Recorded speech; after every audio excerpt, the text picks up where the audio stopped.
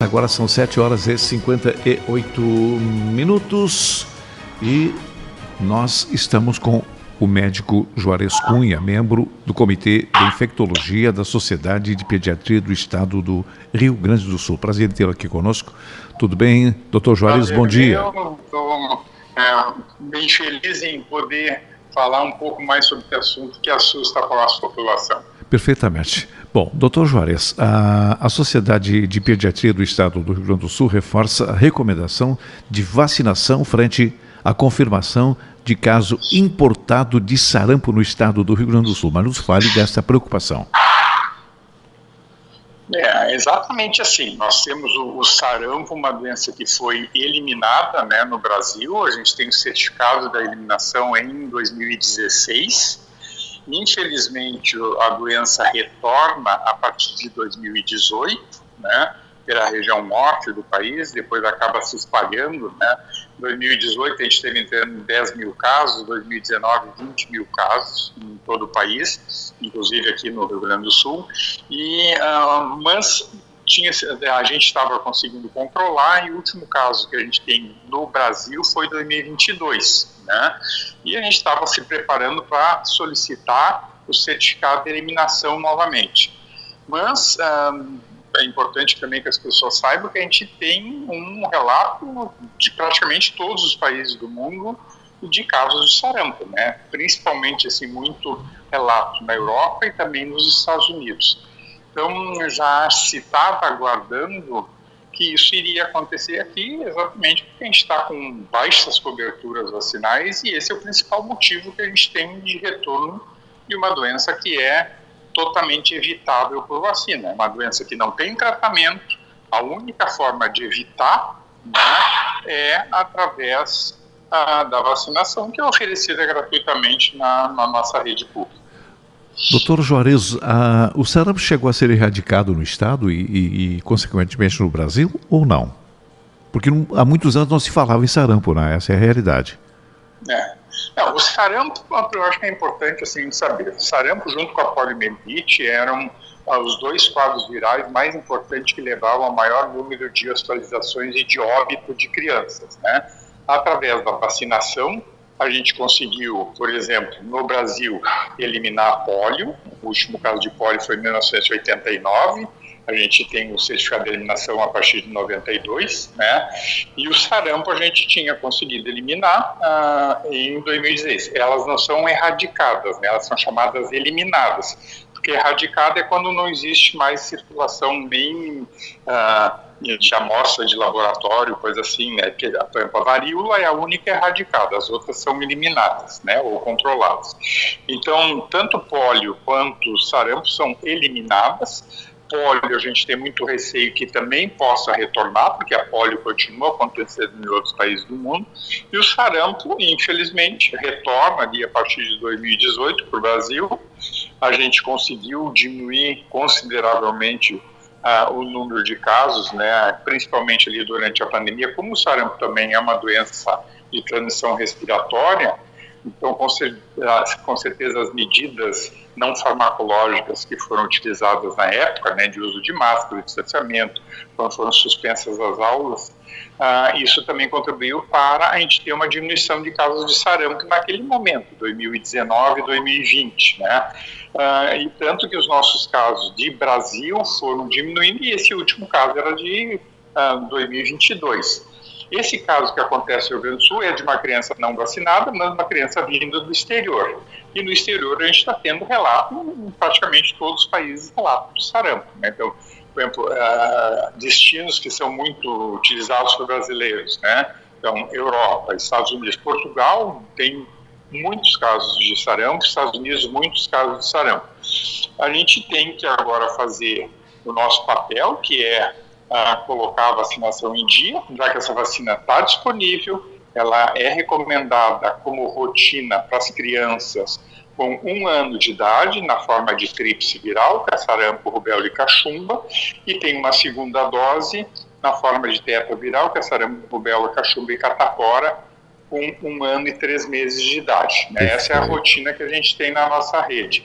E a vacina não está disponível só para crianças, né? A vacina está disponível para todas as pessoas até os 59 anos. Pois é. Então, pessoas não vacinadas, né, elas têm que colocar em dia, independente da idade. Né? Perfeitamente. Pois é, eu perguntaria se ela atingiria só crianças, mas ela atinge também adultos, então, doutor Juarez? Sim, o sarampo é considerado uma das doenças que tem maior índice de contaminação. Se uma pessoa com sarampo circula em um ambiente, ela tem capacidade de infectar outras 18 pessoas. Isso é muito superior ao que a gente tinha lá com Covid, ou tem com Covid, que era uma pessoa podia transmitir para 2, 3 ou 4. O sarampo é muito maior. É claro que se eu tiver as pessoas vacinadas, protegidas, esse risco daí diminui. Por isso que a proteção, esse é outro recado importante, a proteção não é só do indivíduo, é da coletividade. Então, quanto maior o número de pessoas vacinadas, maior a possibilidade que a gente tem de proteger, inclusive aqueles que eventualmente não podem se vacinar. Tem pessoas que, por algum motivo de saúde, não podem se vacinar. Né? E isso é uma coisa importante também que a gente tem que salientar, que os profissionais de saúde também têm que estar vacinados, principalmente porque eles podem atender pacientes e eles acabam se tornando também um alvo, né, de poderem se contaminar. Doutor Juarez, quais são os sintomas do sarampo? Como é que ele se manifesta da pessoa?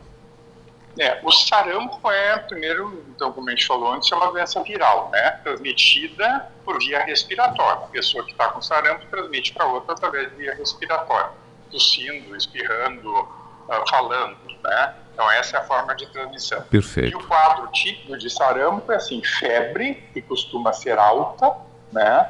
Então, febre às vezes de 39, 40, e ela evolui em torno de 2, 3, 4 dias de febre alta, daí diminui a febre e dá um pintado no corpo, que a gente chama de exantema, né? Que é a pele fica avermelhada, né?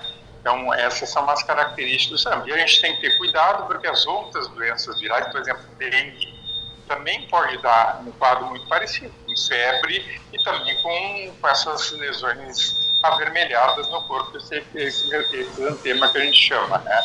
Tá? E o sarampo também tem como característica sempre ele acompanha com quadro respiratório. Então, ele acompanha com febre, é comum, com tosse, é comum ter pneumonia como complicação, otite como complicação.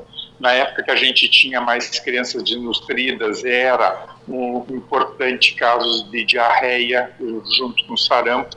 Então, as complicações do sarampo são aqueles quadros que daí levam a essa necessidade, muitas vezes, de hospitalização, e às vezes os quadros se tornam bastante graves. E podem levar a óbito a pessoa que contrai o sarampo, as pessoas não vacinam-se e os que não tratam-se correm risco de termos, então, mortes.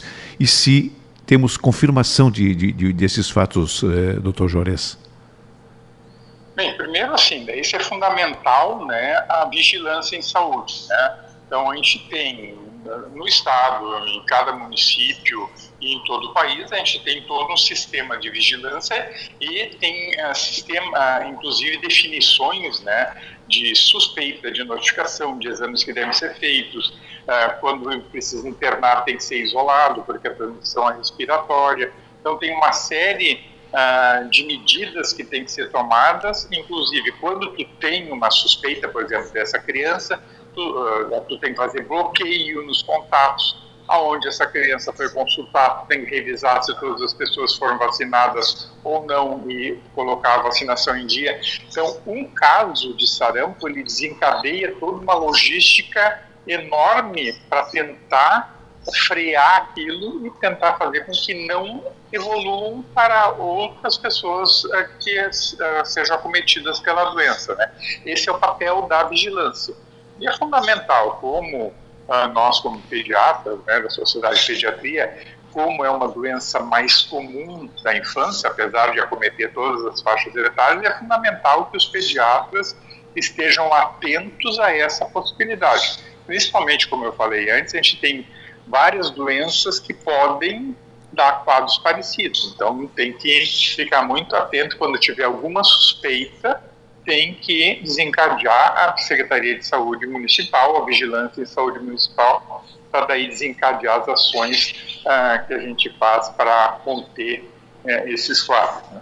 Perfeitamente. Muito bem, olha, agradecemos a sua participação. Importantes dados o senhor nos passa, né, para que possamos, né, prevenir a comunidade. E agradecemos a sua participação aqui, Dr. Juarez Cunha, membro do Comitê de Infectologia da Sociedade de Pediatria do Estado do Rio Grande do Sul. Obrigado e bom dia para o senhor.